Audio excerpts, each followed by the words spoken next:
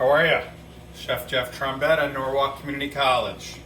And today the lesson is opening oysters and opening clams. It's a question that many people have and a little bit of a skill, but there's a lot of technique. So I will show you. And I want to feature two salsas. One, 'tis the season, is a ramp salsa. Show you how to make that. And kelp. Actually developed a little bit of fame for this kelp salsa. This is actually made with the stipes. You know what a stipe is? Stipe is, we might call it a stem, but they don't refer to that in aquatic plants. This is blanched, and it has a foot that attaches to the rope that it grows on, or a rock. All right, they don't come from soil. And then the stipe, and then the leaf. All right, the season hasn't really harvested yet from Long Island. This is from Norwalk. This is from East Coast Kelp Farms, a division of Cop Island Oysters in Norwalk, where I work. And they've been supplying me kelp for about 4 years now. And this is the last of it. This was in the freezer. So I chopped it up. This is a little bit more chewy. It's got some good flavor. There's a lot of minerality to stipe. And we could talk about that as that develops. So let's go ahead and make a salsa, all right? And let's make the stipe salsa, all right? So we have stipes, which I guess might as well chop them up. Actually, I thought I got everything else chopped up here. I do have them chopped, okay. I got so much mise en place here, all right? Okay, first of all, this is chopped stipe, all right? This is chopped dandelion greens, which I used as an herb, some diced tomato, some chopped garlic. I preserve that in a little bit of olive oil because we often use a little olive oil when we use garlic, and a little olive oil doesn't hurt. Here is chopped ginger, which is in a little white wine vinegar, some chopped pickled jalapeno, ramp bottoms. Here, I might as well go to the ramp leaves, chopped ramp leaves, radish microgreens from George Page or Guilford Greenery, Guilford Greenhouse here in Guilford. Some diced bell peppers. Can't forget our red onions. And cucumbers. They cool down the heat. They're real nice. And lots of lemon. Oysters and clams, we deal with lemon. These are Meyer lemon, by the way. All right. If you notice, they look a little orange. And because a Meyer lemon is really a lemon that's kind of crossed with a mandarin orange. It has predominantly lemon flavor, but it doesn't have that real tart bite that lemon has. So it's a little milder, a little bit sweeter, higher sugar content from the mandarin orange. These are real nice, all right? So I have a lot of those going on. And I showed you my ramps. These are them in the flesh and the hull, right? I just got them in a little bit of water. Whoa, leaves, I just picked these. All right, I found a new patch. I'm showing off the guajillo peppers because they're in this little salsa that I made the other night, which I use as an ingredient, or you could use this plain. All right, and doctor that up a little bit. Finally found some vine ripe tomatoes. And that's the way I peel the pepper off the seeds for this particular application. So I get a fine dice. And you know what? Since I'm here, I'm gonna show you the cucumber, okay? This is how to seed a cucumber, because I'm always interested in showing you techniques, okay? So take a spoon, you could take the back of a peeler actually, right? So to keep the same tool that you just peeled the cucumber with, and I just kind of spoon out the seeds, Boom. That's it. Done. Right? Because seed's not, it's not bad, but it's soigné. Right? Soigné, slang, French term. Slang, French term for kind of exquisite, exclusive, beautiful, special. Okay? And the French like things nice and clean. All right. So I'm just cutting these cucumbers in a nice fine dice. This is my nice Santuco knife. We spec these. This is a Mercer knife. We've been speccing them for 25 years. Comes in our knife kit for the students at Norwalk Community College.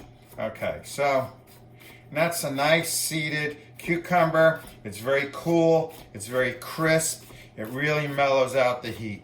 Really is a special additive in almost any salsa that has a degree of any kind of hot pepper or chili. All right, so that's the way we seed a cucumber. And since I'm on technique, and I will show you.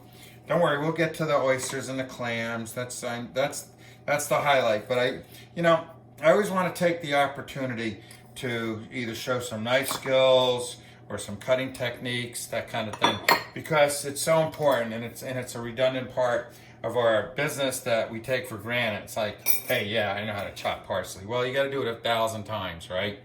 Okay, it's very redundant business, and that's how we get good. Okay, so take a Meyer lemon. Okay, cut off the edges, right? Cut it in quarters. All right, I know you're looking at like, what's he doing? He's cutting a lemon. Big deal. I know how to do that. All right, you get to this point. This happens to be a very seedy Meyer lemon, right? All right, so what we're going to do with that seed is we're going to de-seed them. We're going to cut out the center, just like that, right? This is a very seedy one, so the lemon gets a little bit broken up. But that's a seedless,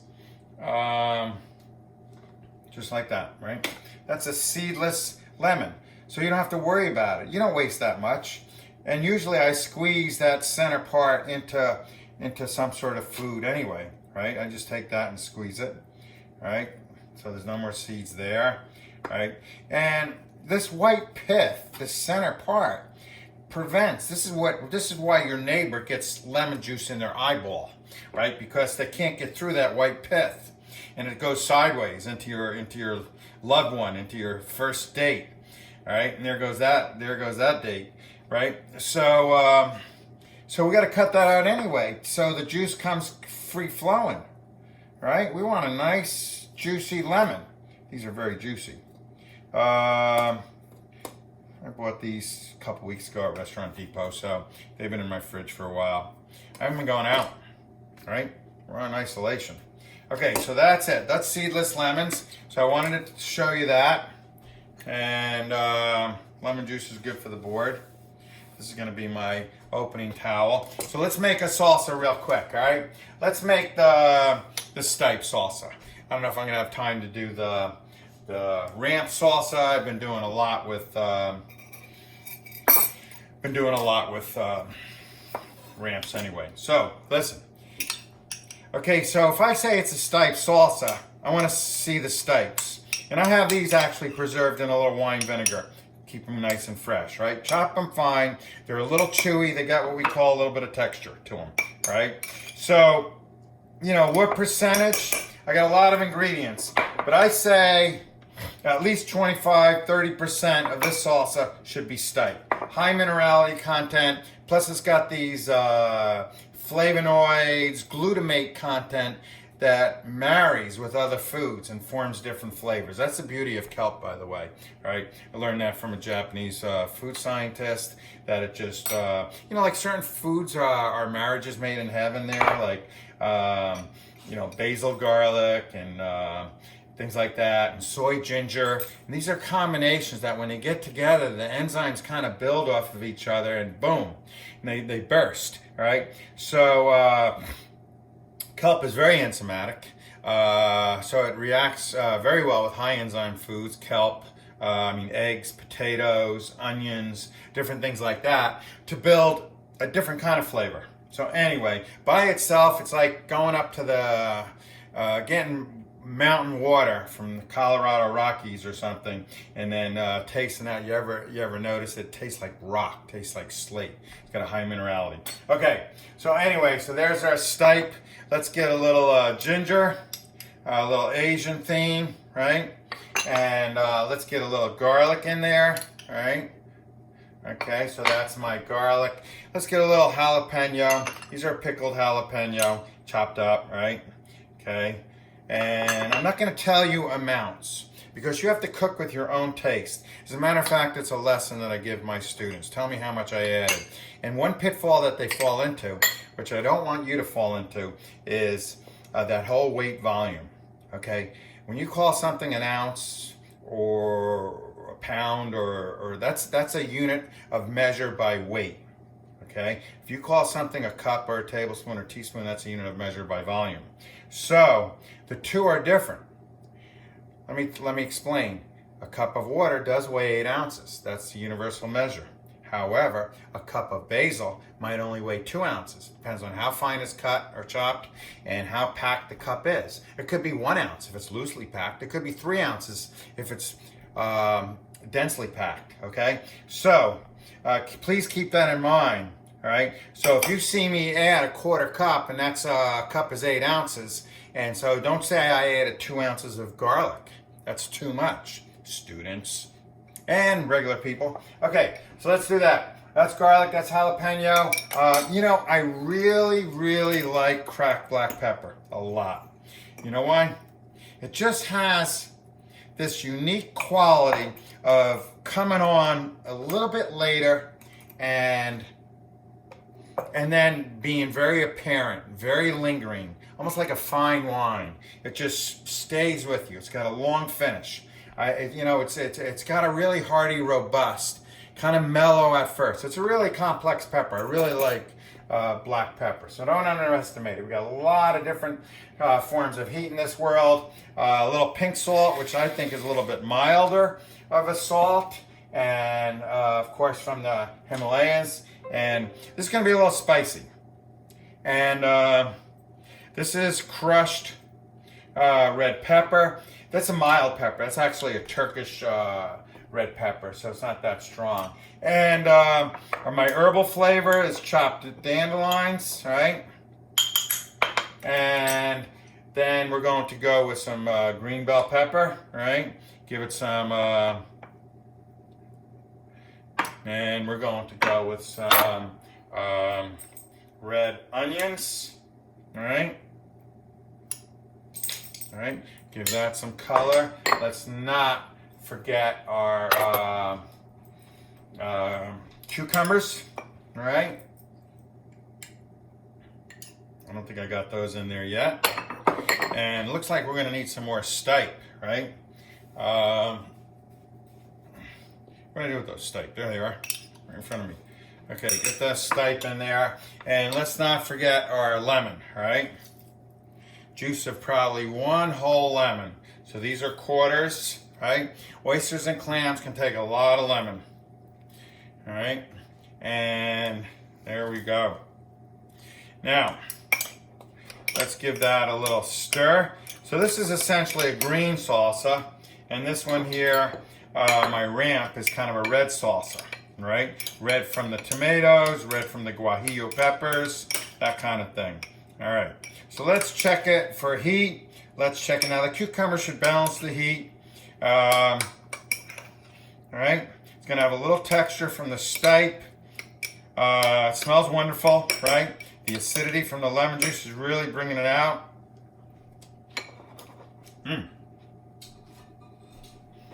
All right, that's gonna be phenomenal on an oyster.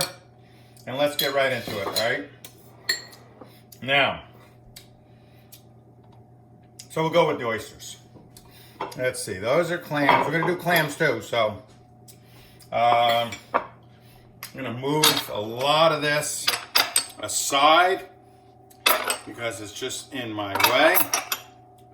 And here we go. Now, get some room here. All right, And let's get our oysters down. These are Blue Point oysters, which is all up and down the East Coast. And then you have these little regions, these little pockets, Malpac and Chatham and whatever. And because of the salt content and the currents and all that, they have their own little individuality. But essentially, the big family is the Blue Point. All right. So these are some I shucked. They're real juicy, and I want to show you how to do that. Now, I laid down these radish greens, and I'm going to put some of those over the top, right? As a matter of fact, this is how we're going to dress these. All right, so we're going to go with the stipe, every other one, all right? We're going to go with the ramp. All right, that's a big pile. Let's see, where are we on that? Okay, good, you can see them. And don't be bashful. This gives it a lot of bit of freshness. This is radish. So it's got a little, it tastes like a radish. It's a radish microgreen. And so here, this gives a lot of value to the oysters, right? You look like you're getting something more than an oyster, right? These cost, you know, $1 a piece, wholesale. And, you know, roughly, give or take, depending on the season. And so, right? So you're going to charge $2 to $3 a piece. And you want to give them some value. So you want to give them a salsa that's got some pizzazz to it. It's got some volume to it and some nice microgreens, and you know, let the customer feel like they're really eating fresh. So, oysters, without further ado, okay, you have a bowl of the oyster. In other words, a deeper part and a flatter part of the shell. Sometimes it's not very distinctive, but you can usually make it out. Now, there's a lot of different knives. Some of these are clam knives. That's an oyster knife. That's an oyster knife. And that's all I got. 2 oyster knives? No, I got another one. I left it over there. But I like this one. All right? It depends. I open these up. This is something I bought in Chinatown. It's got a nice wide blade. It's got a decent point. It's got a firmness to it. And so what we're going to do is, so you lay your bowl side down and you get in there. Get in there good, right? Actually, most accidents happen because you go in there so hard that you slip off the knife and you prick your fingers right on the shell. So I'm in there good. And look, I pop it. All right? Now, sometimes they break, and you should wipe the blade, right? So you don't drag in that dirt. See, that broke. All right? That broke. So what are we going to do about it? We're going to, always on camera. These things open beautifully. All right. And I actually picked the ones that I thought were going to be tough. So anyway, so go in there again. Now this one could be dry. All right. Could be a bad oyster. It's all right in there. All right. Let's, so they're not always beautiful. All right. Let's try this one. All right. I love you. All right, here we go. Okay, so again, the bowl side down, the flatter side of the shell up. Get right in there. All right, get right in there and pop it. All right, so have a little bit of control so you don't go jamming into the shell. Now, slice the oyster off the top so you don't waste it, all right?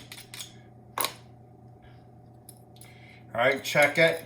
Now, you gotta get used to eating oysters a little bit dirty. They're from approved waters. You should only buy from approved suppliers because, you know, if you wash it, because it gets a lot of shell or something in there, so you try to clean that out, scrape that out for the customer. But if you wash it, you really wash away a lot of the flavor, especially since a lot of the flavor is the brininess from the salt water. All right.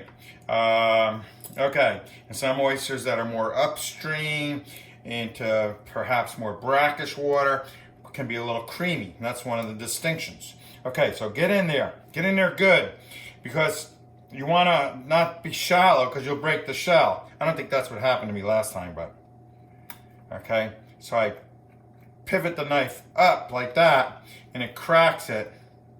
And there we go. All right, so this is a nice looking oyster. Smells good. All right, loosen it up. Keep that juice in there, okay? And we'll do one more, and then we'll move on to clams, right? The ball side is down, the flat part of the shell is up. Put my towel over the top for a little bit of protection and grip. Get right into that. Can you see where I'm getting? I can't really see. I have my camera facing down. I gotta bend down a little bit. Look, so right in there, right into the hinge. Okay, get down in there, push the knife in.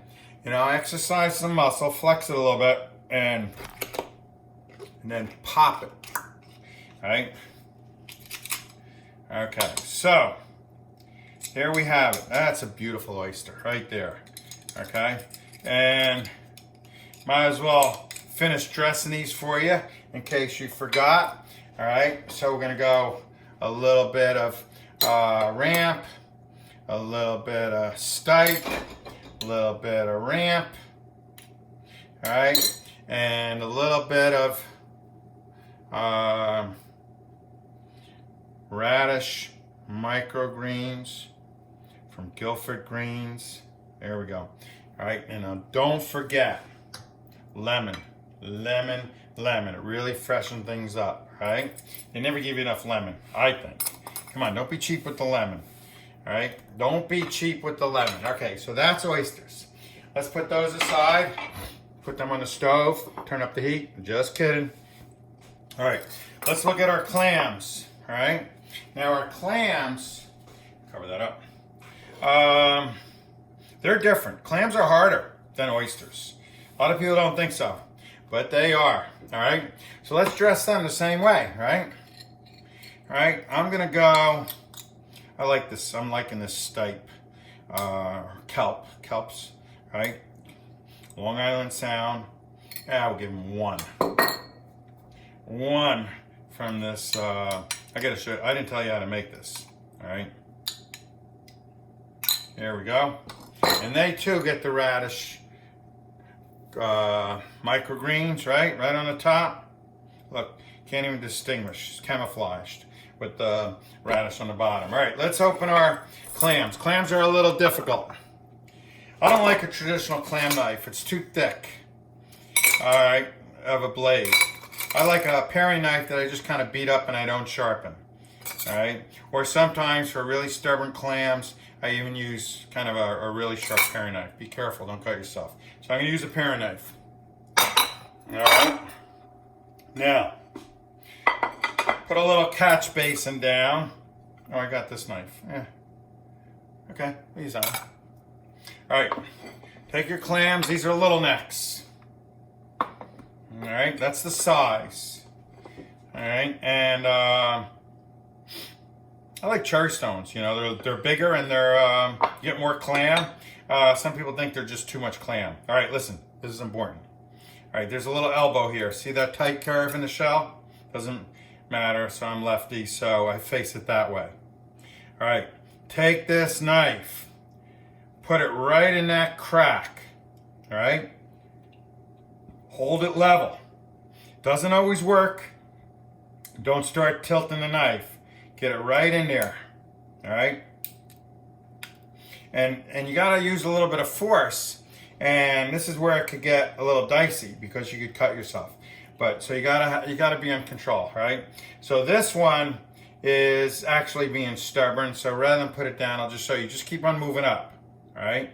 Move up here. Oh my God, what is going on? All right, here we go. Shouldn't say that. All right, let's try to pick one that's just gonna open right up. All right, so these are really fresh clams. I just bought them, and they're harder to open when they're fresh. Clams are tough.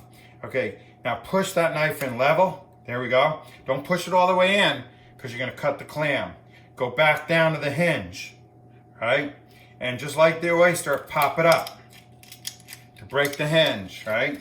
Then take this knife and go across the top. All right, That's what's important. And I scrape it. I scrape it down. I get it all. It makes the clam look sloppy, but I don't care because I give the customer all the clam, right? So there, and then loosen it up. Loosen it up, right? Try to preserve as much juice as possible because that's what keeps it nice and fresh. And that's where all the flavor is. So let's try that again, all right? Okay, so I went through that crack at the elbow, then I come, without cutting through the clam, I come down to the hinge, and I turn the knife up to pop it, to break it. I come across the top, right? Like that. Okay, that is important that you know how to do this, right? You'll be the life of the party.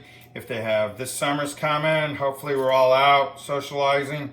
And, you know, if you could open clams and, you know, you have just as much fun as people at the party, but you're sitting there opening clams and talking to them. Everybody's coming to you, right? So you don't have to worry about going around to everybody else. All right, let's try this one. All right. All right. So sometimes they break. Sometimes they break. All right. Why? I don't know. I don't know. Somebody out there knows. Put it in as a comment. Look, the whole bottom, everything's all broken. All right. So what you do? So I'm glad this happened. So when they all break, right? Take a half from another one, right? And put it in there. Try to, you know, scrape out all the excess shells, all right? And okay, I'll do one more for you, since you asked. All right, so this one right here, get right in there. This one looks tough. Looks all, I don't know, maybe this is one I tried before. Oh no. Okay, here we go. So that right in, go down to that hinge, crack it. The bottom shell broke. Why? Wow. I don't know why. I don't know why. It's the shell, it's not me. All right? It's the shell. You oyster experts out there, maybe you'll say, oh, it's you. It's you, Jeff. Okay? So anyway, take this, get rid of the shells, and go down in there. I'm not going to end on this clam. I'm not going to end on this clam. All right? I'm going to get another one. All right? Go right there. Keep the knife level towards the elbow. All right? Okay. Don't go all the way through. If you have to, I had to come up a little bit ways because it was kind of chipped there. All right? Go back to the hinge. Pop it. That's why they wiggle it, right? Wiggle it open sometimes and scrape it off the top. And this is a nice meaty clam here, and that's that. Okay, so dress them up. And one thing I wanted to do is feature. Well, let's dress these up. So I got a lot of. So let's go. Okay, so I got my ramp. This is my ramp salsa. All right, do 3 with ramp, and now I'll take my stipe. All right.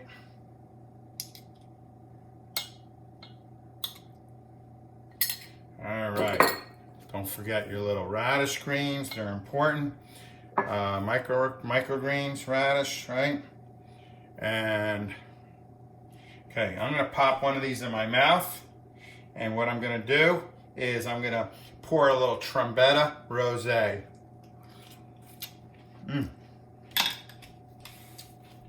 That was so good. Man, that radish, that crunch, that little bit of heat, the strong clam flavor takes away the heat. I don't drink white wine. So, but I can't drink red wine with a clam or an oyster. I just can't. It just doesn't work. So rosé works beautifully, right? This is a Trombetta rosé. It's phenomenal wine. And now this gets a color because it's pressed from a Pinot Noir grape. And so Pinot Noir is a red grape. So a little bit of that skin color comes out. Plus they bleed off a little bit of the maceration from another fermented barrel and add that in right in the beginning. So it all kind of ferments together. Now, so you get kind of a white red wine mix is basically what you get. But you don't get that tannic, structured red wine. You get a full flavored, man, really good. I gotta try that with an oyster. All right. All right. It's a good quality wine. Oh, don't forget, a little bit more lemon. A little bit more lemon. And now, put some of these radish greens on there because that's what makes it. All right.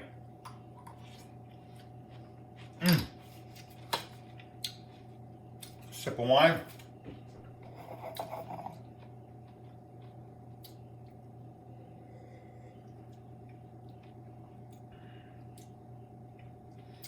It's just so balanced, you know. The wine itself has got this creamy, rich, acidic, balanced flavor. I wouldn't say it's overly fruity, and that marries with the creamy oyster and the acidic oyster too. And with the salt accenting everything, the brininess, unbelievable combination. Good quality wine. That's a nice kind of a full muscle cork, right? It's not particle board. It's a little bit on the long side. Means the wine's meant for aging, and it's got nice thick glass. And listen, enjoy your oyster and clams coming up. Enjoy your summer and stay safe. I think we're almost done with this whole COVID-19. I hope. God bless. Thank you.